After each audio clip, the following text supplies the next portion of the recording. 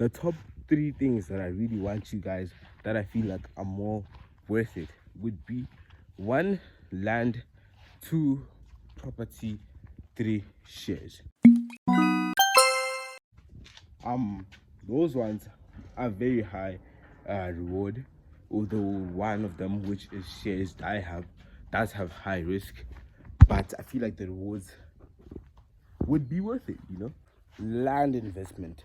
Land investment is basically similar to property investment, except for the fact that in property investment you are renting a house that is already there. You're sort of like a landlord. If there are problems with that house or something you're struggling, you have to go help them, you have to go fix it, you have to make sure they keep the house, because when they leave, they also you have to rent it to other different people, right? So that is basically what land investment is.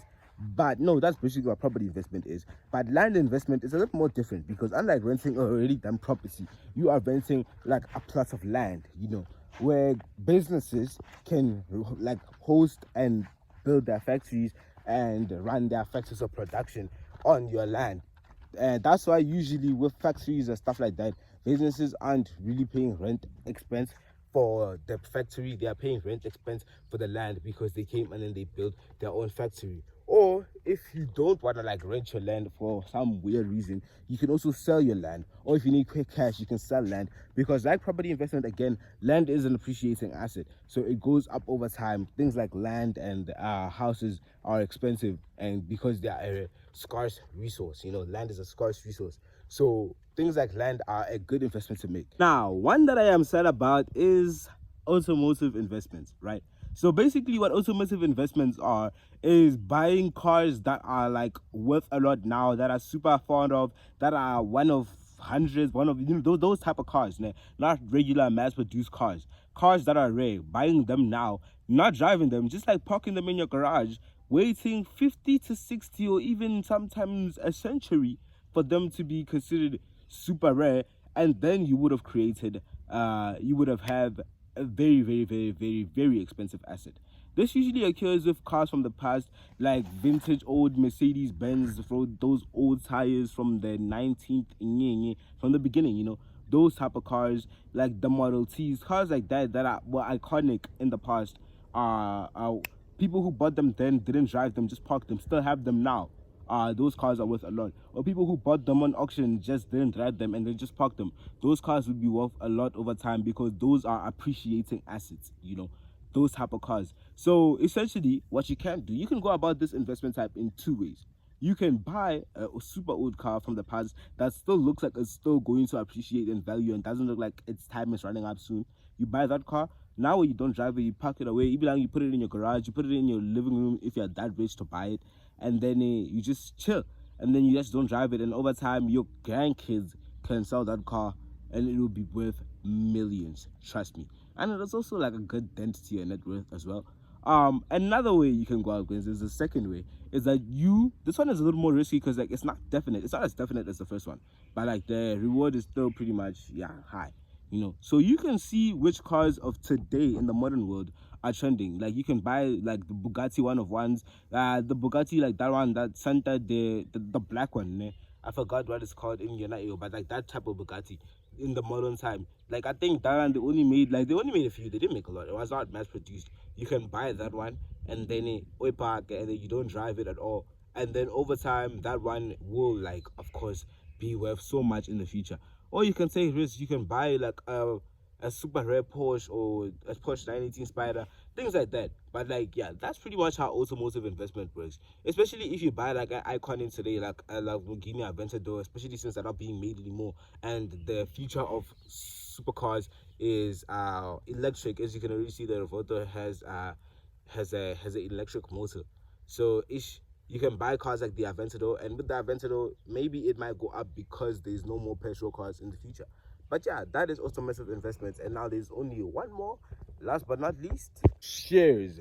Shares, I would argue, is the most profitable one of these things that I'm about to list right now, of these investment types, because shares, unlike the other investment types, isn't really like definite. You see how in property investment, like there's a definite way of you making money, because like the only risk you have in property investment is the fact that, okay, sure, you might not get tenants, but eventually if you try hard you will find one, or the fact that your tenants can just decide to move, but if you have like a clause or a lease that's saying they must inform you 30 days before they move, or they'll still have to pay you, you can try to work your way around that by trying to find someone within those 30 days that, you know, you tenant is going to be moving out. So with property tax and the other ones that I'm about to list, there's like an avoidable way. Like there's a way to make money, just there's ways to make this amount of money and this amount of money, but the fact of the matter is you're making money.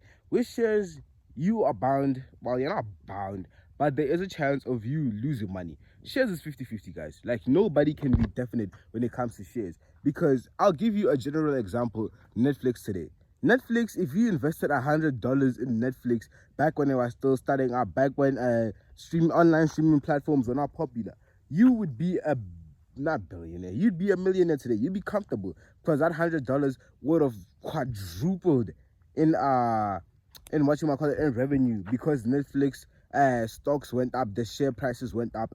You'd be sorted, right? So if I were to invest in Netflix today, it would be way more expensive than if I were to like buy shares in Netflix back when it was still starting, right? But anyway, sharp, back to modern day. I just wanted to throw that fact out there.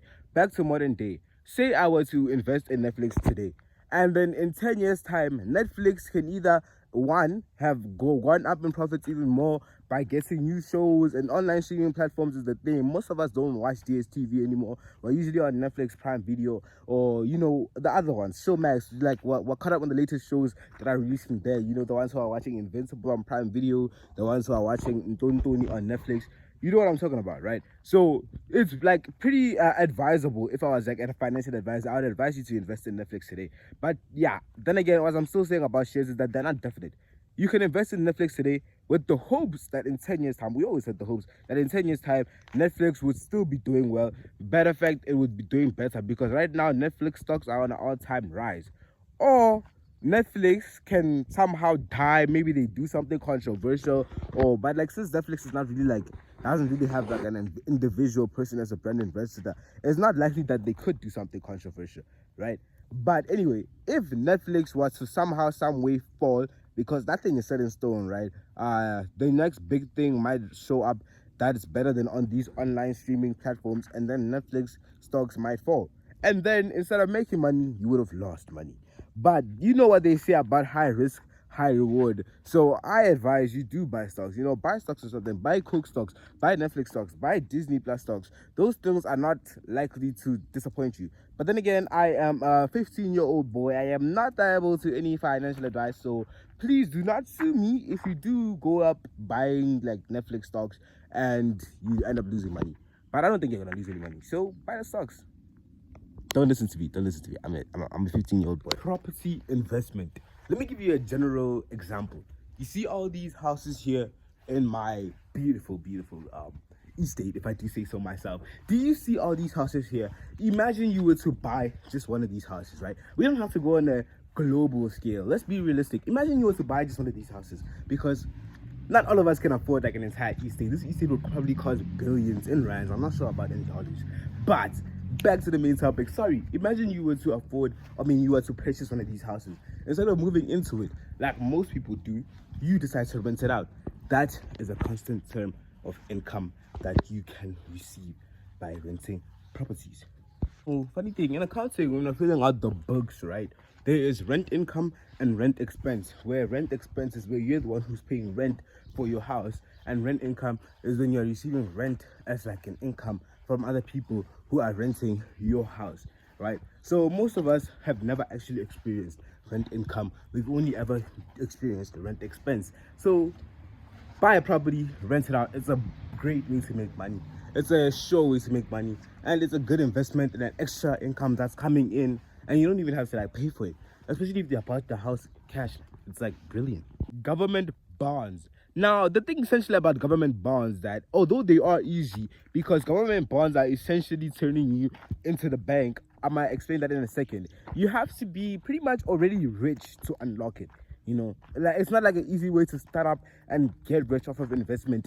You must have already been rich off of investment to get even more rich off of investment through these government bonds. Now, what exactly are government bonds? Let me explain that. So government bonds occur when you are a wealthy individual and then a well-known individual, maybe you're in tune with politics, or let's say for example you're Elon Musk, and then the government, which is Donald J. Trump, pulls up to you and then he wants a loan to fund this and that in exchange for like power or whatever, or like something, and then they repay you like a certain amount, I think every year, or some can even negotiate a certain amount every month until you're maybe 10 million or maybe even 100 million that the government borrowed from you for funding is repaid. So that's usually how government bonds work. So they are an easy way to boost your money, because basically you have to, if you have the money already, just giving it to the government will use it to make a better, and in return you get power and they pay it back with interest, because it's essentially a loan. So that's what I meant in the beginning when I said it turns you into the bank, because you are giving out loans now. So out of this video, I gave you 5 facts. If you are paying attention, you should have heard all of them. Pretty good, because I'm almost home right now and I want to go inside and eat breakfast. The morning walk was great, guys. Thank you guys so much for watching. Make sure to like and subscribe. Make sure to comment down below if there's any facts that I missed or anything that you want to add on to what I said. It was a lovely walk, lovely morning.